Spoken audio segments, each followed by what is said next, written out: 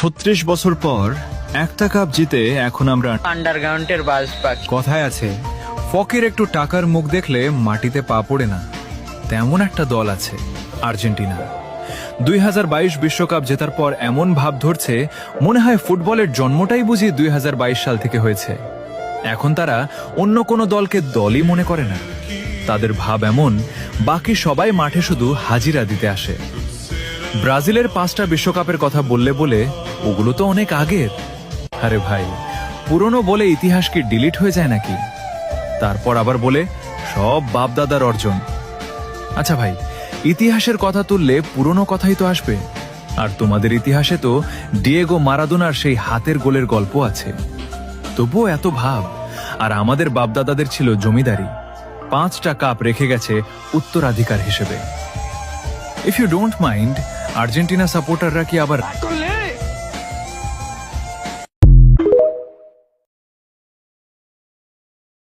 ৩৬ বছর পর একটা কাপ জিতে এখন আমরা আন্ডারগ্রাউন্ডের বাস পাখি। কথায় আছে, ফকের একটু টাকার মুখ দেখলে মাটিতে পা পড়ে না, তেমন একটা দল আছে আর্জেন্টিনা।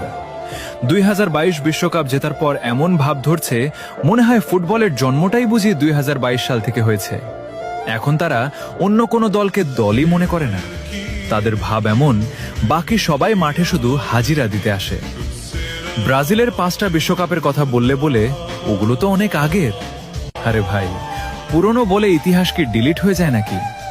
তারপর আবার বলে সব বাপদাদার অর্জন।